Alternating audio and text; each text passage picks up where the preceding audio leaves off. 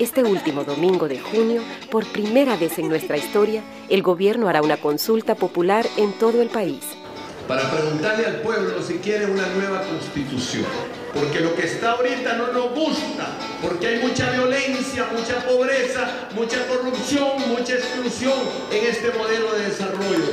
Y el pueblo necesita revisar lo que está pasando. Dile sí a ejercer tu derecho y deber de participar en el destino de Honduras. Dile sí a la cuarta urna. Una nueva constitución para el país, una nueva expresión de voluntad para el país. O sea, el Partido Liberal siempre ha sido un partido de base amplia. Es históricamente el partido más grande de la historia de Honduras, al punto tal que algunas personas que se dieron la tarea de analizar números podían demostrar a ciencia cierta que las únicas veces que el Partido Nacional logra ganar desde el retorno de la democracia hasta ahora fue cuando liberales decidieron no votar. O sea, así de fuerte era el Partido Liberal. Un partido que era capaz de conjuntar dentro de sus filas desde los sectores de izquierda que nunca encontraron cabida en otras opciones partidarias. Bueno, recordemos figuras históricas en los 80 que intentaron una lucha por partidos independientes, pero que terminaron aceptando que la única opción de participar en política era el Partido Liberal, y con esto hablo desde un recordado Aníbal Delgado Fiallos hasta el grupo que rodeó al presidente Zelaya. Estamos hablando de personas que militaron abiertamente en la izquierda hondureña, universitaria e incluso algunos revolucionaria y en la clandestinidad. Hay que entender el contexto histórico en el cual surge el Partido Liberal, en el contexto histórico de los partidos liberales y conservadores, las ideas liberales que ya habían sido defendidas por Celio Arias sin que existiese propiamente el partido constituido. Ya se había impulsado a través del ideólogo Ramón Rosa la reforma liberal, Marco Aurelio Soto también, y surge el Partido Liberal como un partido defensor de las tesis republicanas, de las tesis defendidas por la Ilustración y surgidas a través de la Revolución Americana y la Revolución Francesa.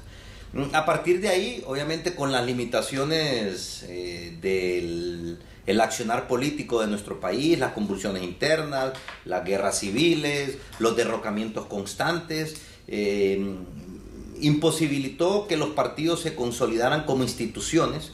Cuando nosotros vemos en el caso del 24, y aquí me voy a atrever a hacer una elucubración, estamos hablando de una sociedad hondureña que viene del siglo XIX, estamos en una sociedad que busca conformar el Estado hondureño.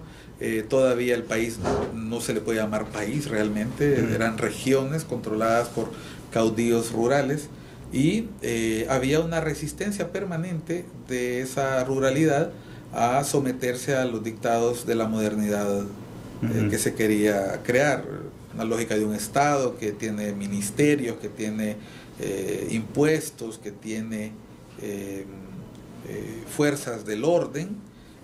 Y durante buena parte del gobierno de Carías, por ejemplo, el gobierno de Gálvez y el mismo gobierno de Vidal Morales, realmente uno de los grandes desafíos era poder ponerle cerco a ese carácter liberal, libre, lo hago hasta con doble intención, del hondureño, que hizo que Honduras fuera una comarca con dificultades para ser gobernada en la colonia y muy complicada de controlar en la época independiente.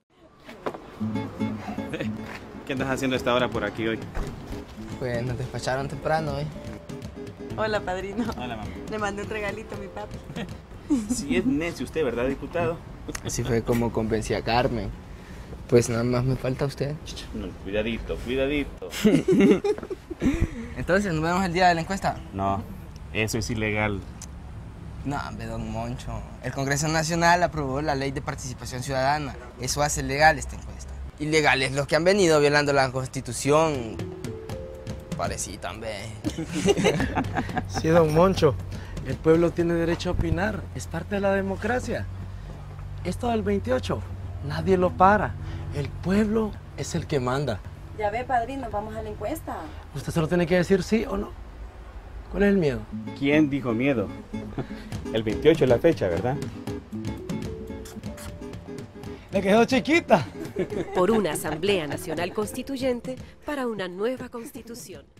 El partido durante la dictadura estuvo bajo el liderazgo de Changel Zúñiga Huete, un líder con una personalidad muy fuerte, sin el carisma, digamos, necesario para aglutinar, que es lo que permite que Villeda Morales, un hombre con estudios en el exterior, que había estado en Alemania, que había recogido el pensamiento de esa clase política, pueda adaptarse a una sociedad todavía en pañales.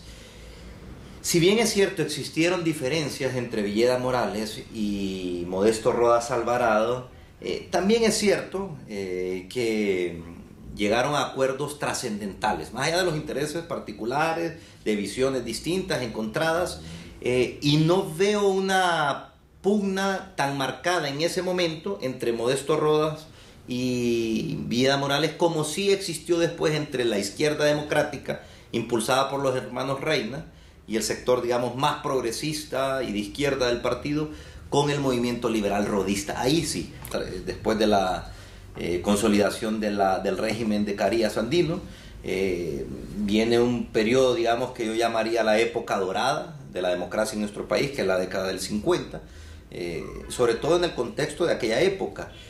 Un gobierno liberal de Villeda Morales, extraordinario, con gran avance, con grandes logros en materia social, y que dimensionaron el Partido Liberal como la opción de cambio en nuestro país. En aquel momento eran más personalistas, ¿verdad? Porque el problema en aquel momento, lo que hemos leído en la historia y lo que medio vimos siendo niños, es que el doctor Villeda Morales, o sea, también quiere dejar su sustituto, ¿verdad? Y entonces mira usted cómo salen como 8 candidatos presidenciales del Partido Liberal, que estaba lleno de un liderazgo impresionante, va Andrés Alvarado Puerto, don Oscar Flores, Paco Milla Bermúdez, Juan Milla Bermúdez,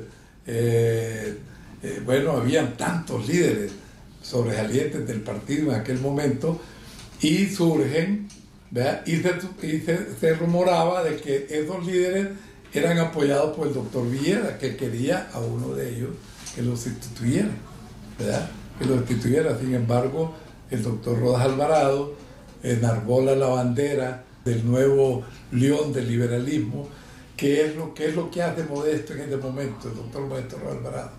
Reactivar, ¿verdad?, a la migración, a los que habían estado por tantos años emigrados de la dictadura del general Carías, reavivarlos, ¿verdad?, porque el gobierno del doctor Villeda Morales es un gobierno de conciliación, de armonía, de paz, de desarrollo, ¿verdad?, de cambios sociales, pero esta gente del Partido Liberal lo que esperaba era otras cosas, ¿verdad?, esperaba un poco de venganza. Que en las elecciones del 70,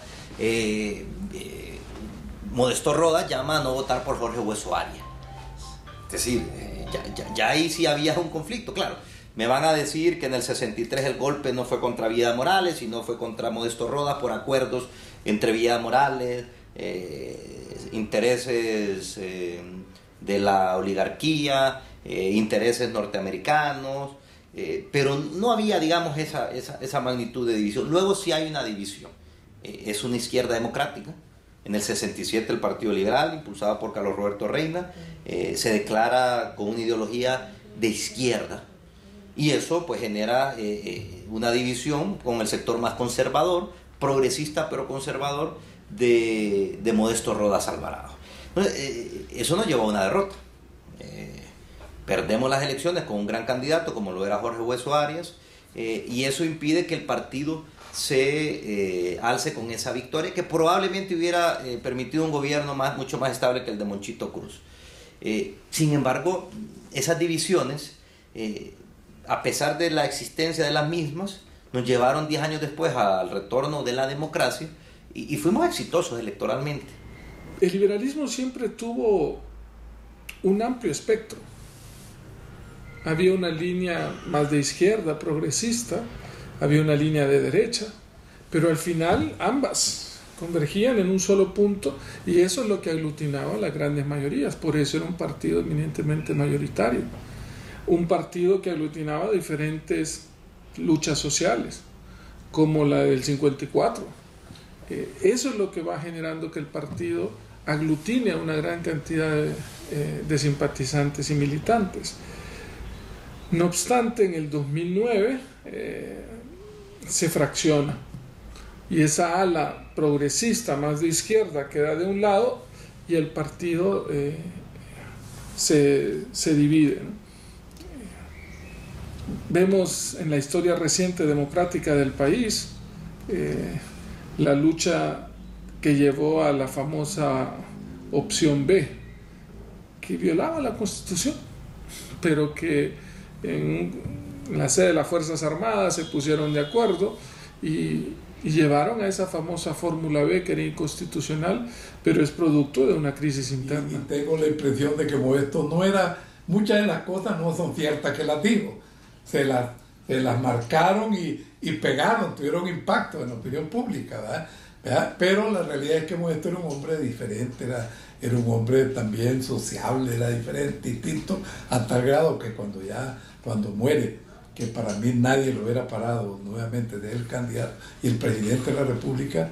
Revisas la Constituyente de 1957 y revisas los principales protagonistas de la crisis del 63, son los mismos nombres del 2009, con la excepción que ahora son los hijos y las hijas.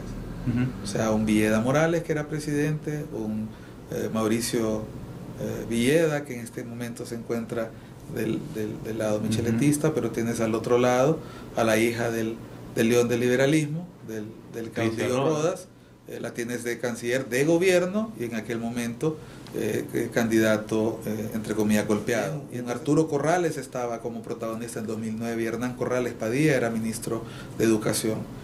Un Porfirio Lobo Sosa estaba en el Congreso con menos Porfirio Lobo, el padre, estaba en el Congreso con menos protagonismo, y un Porfirio Lobo era el líder del Partido Nacional, y no vayamos más, Óscar Flores Midense, ministro, incluso después del golpe del 63, y lo tienes de nuevo a su hijo como protagonista no visible, y también, en mi opinión,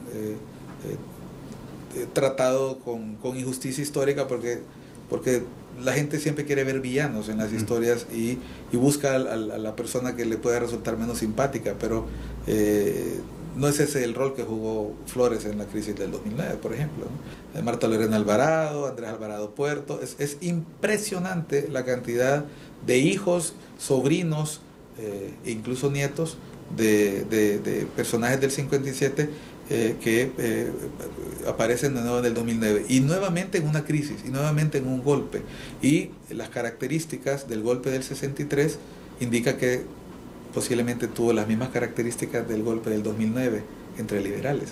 O sea, eso es lo que siempre se ha cuestionado y se ha criticado. ¿Por qué tantas hondureñas y hondureños se van de mojados? No es porque no tengamos esperanza, al contrario, nos vamos porque tenemos fe. Tenemos un gran deseo de superarnos.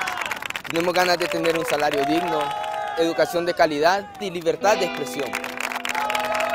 Este país ha sido gobernado por los ricos, egoístas, y no quieren dejarnos nada, pero eso va a cambiar. La esperanza es algo que no pueden robarnos. Tengo fe en mi país.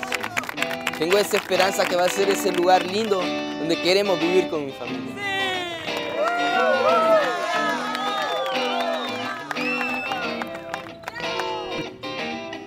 El próximo 28 de junio, hondureñas y hondureños podrán expresarse y decidir sin intermediarios. Eso es una encuesta de opinión. No hay duda. Escuchar al pueblo es la expresión más alta de la democracia. La casa presidencial ha sido tomada por cobardes militares al servicio de una oligarquía. Bueno, hablemos de la historia reciente de la democracia en nuestro país, del 81, pero viene desde los 70s. Obviamente cuando veníamos de esos regímenes desde el militares, rodismo, conflicto entre el rodismo y el la liberalismo. LIPO, que era una línea más de izquierda, más progresista, el rodismo, que era una línea más de derecha, y que luego se convierte en el reinismo de aquel momento y el florismo. Entonces espero que al final, cuando los dos aglutinaban esa fuerza, tanto Carlos Roberto Reina, que en paz descanse, como Carlos Flores, lograron la presidencia de la República. En el 2009 se da el fraccionamiento y el partido se rompe. Y ahí es donde nace Libre, ¿no? Finalizando el siglo pasado y el comienzo de este siglo, la sociedad ha cambiado radicalmente. O sea, crecimiento poblacional, las necesidades económicas, todos los procesos de los ajustes económicos impulsados por el Banco Mundial en Latinoamérica, todo eso viene y nos causa, por ejemplo, una situación dramática de pobreza, de debilitamiento de la clase media, etc. Entonces hay otras necesidades y a mí me considero que hay un despertar más rápido, un despertar más fuerte en la sociedad. Luego tiene las comunicaciones, el caso del celular, que ha tenido una influencia enorme en la sociedad, que no le ponemos atención, ¿verdad? Y eso nos lleva en donde los partidos políticos la necesidad de la sociedad lo sobrepasa. Lo sobrepasa. Y entonces por eso vemos lo que nos está pasando también. Cada vez la sociedad hondureña es más urbana, es menos rural. Y eso lo vemos no solo en las estadísticas del Instituto Nacional de Estadística, sino también en estudios que se han hecho. Sin embargo, aunque esa ciudadanía es más urbana, trae a las ciudades muchas de sus tradiciones político-partidarias. Y esas tradiciones político-partidarias que se viven de una manera en el área rural no se pueden vivir de la misma forma en la urbanidad. Entonces eso de alguna manera fractura también lo que en algún momento era una base fuerte. Es un partido beligerante, es un partido de lucha que se identifica con las mayorías, con las necesidades más cercanas del pueblo.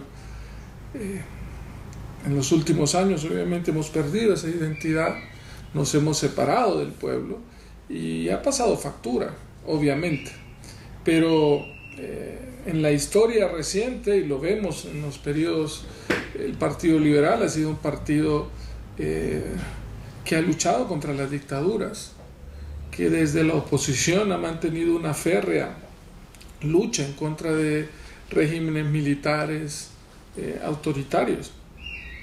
Esa es la esencia del liberalismo. Pero esas mismas circunstancias, esa misma beligerancia del Partido Liberal lo hace que sus luchas internas sean más cruentas, sean más viscerales, llamémosle, ¿no? A tal grado de que muchos candidatos de una gran categoría, ejemplo Jorge Hueso Arias, no puedan acceder al poder por las mismas luchas internas del liberalismo. Vemos que efectivamente elementos que no deberían ser parte del conflicto se convierten en parte del conflicto porque hay enemistades históricas y hay enemistades que también son más difíciles de superar, porque entre políticos es como entre gitanos, no te lees las manos, pero las diferencias en política trascienden generaciones. No es la explicación de la crisis del Partido Liberal, pero es un componente que muy poca gente analiza, y es que al ser partidos muchas veces dirigidos por estirpes, tarde o temprano los descendientes no están a la altura de sus ancestros, ¿no? Y no logran capitalizar el diálogo que en algún momento caracterizó a sus ancestros. Sus ancestros, llegó un momento en el caso del Partido Liberal que se dieron cuenta, Oscar, que si seguían peleando no gobernaban.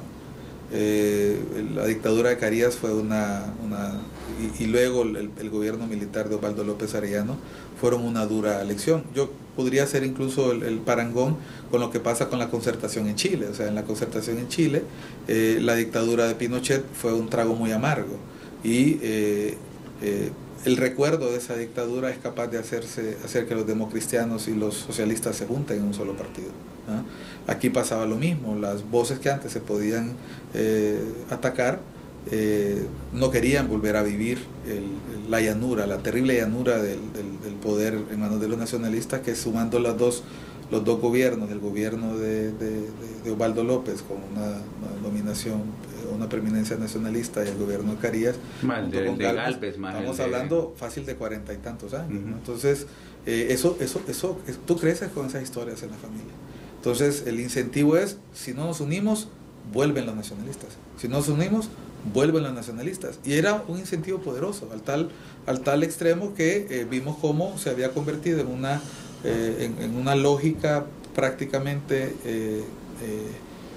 irreductible el que los liberales gobernaran 2 periodos, los nacionalistas 1, gobernaran 2 periodos, y se encaminaban a una nueva vuelta de rueda cuando pasó el golpe de Estado. Ahora, en el caso del Partido Liberal podemos reconocer que en cada uno de esos 2 periodos, uno de los gobiernos representaba el ala más conservadora, así podemos verlo en el caso de Sasso Córdoba.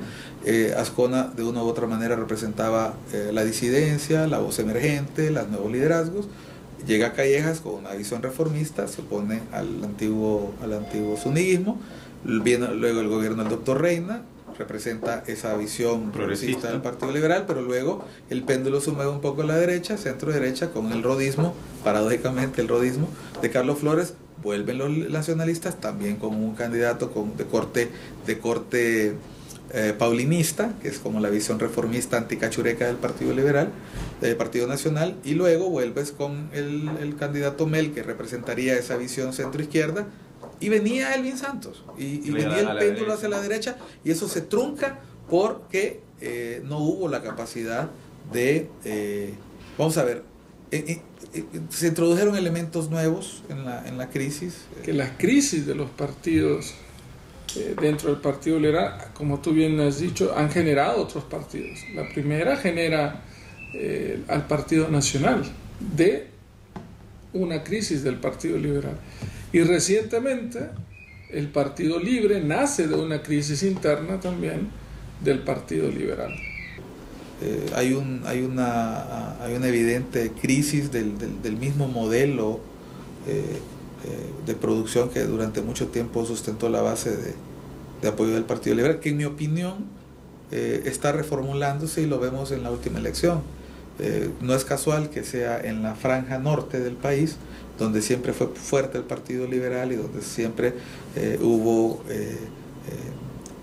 preeminencia liberal, que los antiguos militantes del Partido Liberal y los desafectos de la política encuentren nuevamente un incentivo en enfrentar lo que se podría denominar el enemigo nacionalista, ¿no? Entonces, es un reposicionamiento que podemos explicar no solo por el agotamiento de ese modelo que era capaz de administrar el disenso interno del Partido Liberal, sino que llega un momento en que no puede verse más alimentado por nuevas generaciones que tienen poca memoria histórica de lo que representó en su momento la llanura del poder.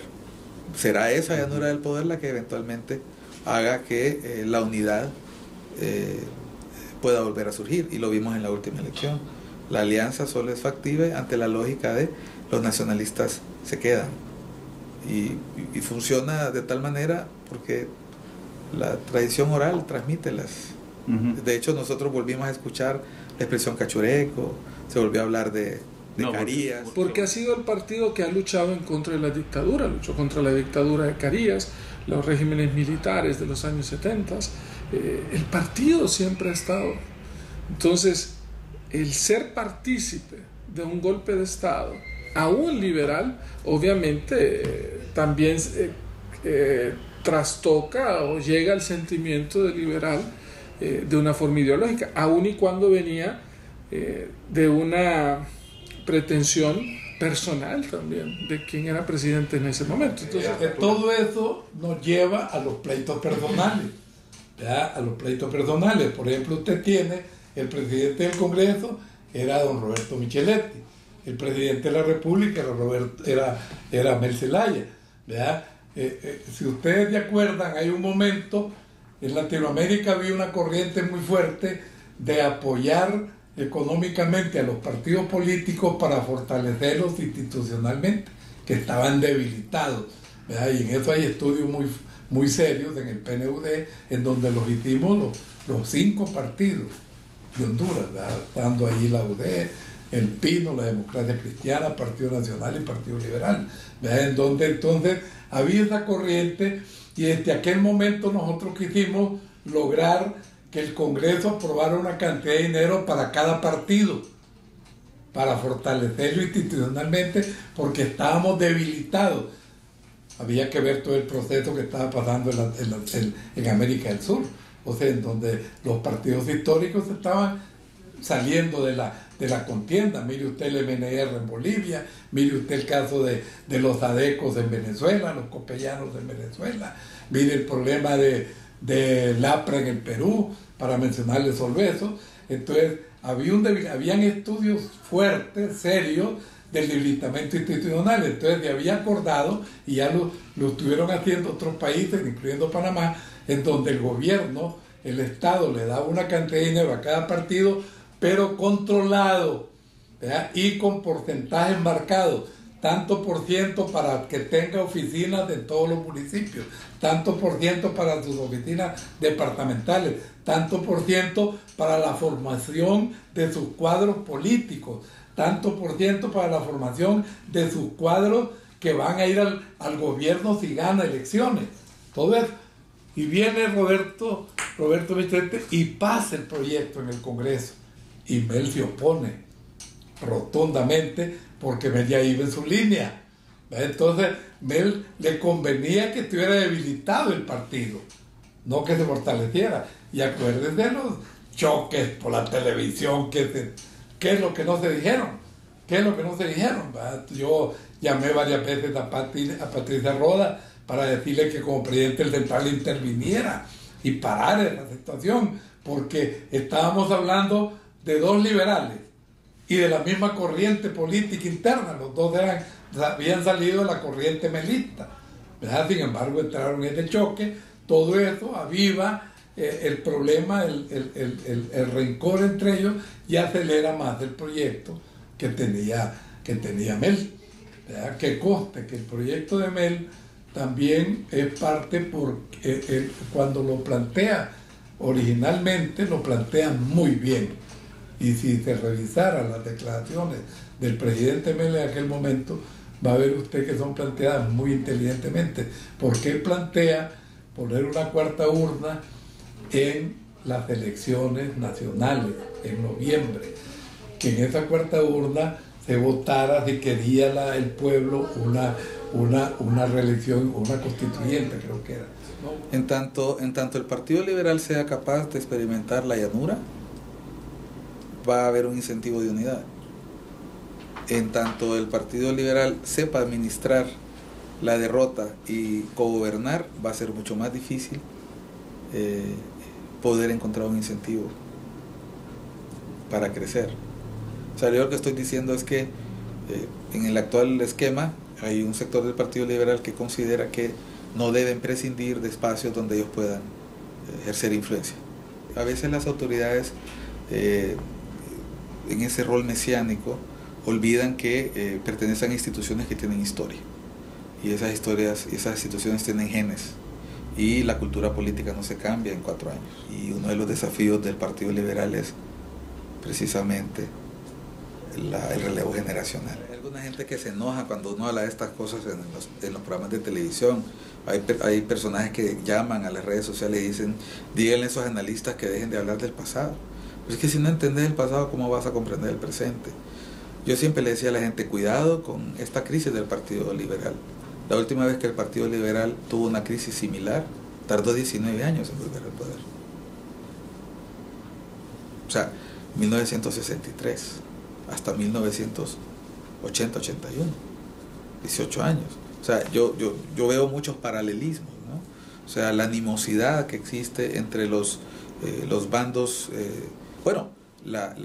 El boicot a la candidatura de Jorge Hueso Arias había pasado recién 8 años. Cuando nosotros vemos la incapacidad que tiene el Partido Liberal de superar sus diferencias, es un partido que efectivamente debe vivir de sus viejas glorias. Yo veo mucho en el discurso del Partido Liberal evocar esa vieja gloria del partido, pero se les olvida que es su último león, que esa es una imagen que solo para los liberales pesa, el león del liberalismo, lo que fue en su momento Chángel, Zúñiga-Huete, lo que fue en su momento Modesto Rodas. Su último león se fue y se llevó hasta el sombrero. A mí me gusta mucho utilizar ese símbolo porque el sombrero de Rodas, que en algún momento utilizó Rossuco, Roberto Sassocorda, el presidente Sassocorda, el presidente Azcona lo utilizó, Reina no, porque Reina venía de la otra corriente, el presidente Flores ya no lo usaba pero su movimiento se llama rodismo, ¿no? Ojo, o sea, el simbolismo está presente. Y el que hereda el sombrero es el presidente Zelaya, y además en un acto público, aquí está el sombrero de Rodas, y yo le decía la vez pasada a un miembro del Partido Liberal que se quedó con la boca abierta, el símbolo del poder del Partido Liberal se lo llevó el presidente Zelaya, que es el sombrero del caudillo, ¿no? Y es tan poderosa la imagen que en el mismo Libertad y Refundación se utiliza. Entonces, yo estoy queriéndote introducir algunos elementos que la gente, que pueden parecer anecdóticos, pero que nos indican que los resentimientos en el Partido Liberal no solo cuestan un partido nuevo, como lo hemos visto en el pasado, sino que cuestan elecciones y cuestan mucha desunión. Muchas veces el Partido Liberal no logró su unidad hasta que el caudillo moría. Y con eso me refiero a la muerte de Chángel, a la muerte de Rodas, y no quiero sugerir que pueda significar la muerte de otro, pues, pero el Partido Liberal, para poder lograr su unidad, siempre debía trascender la muerte del último caudillo.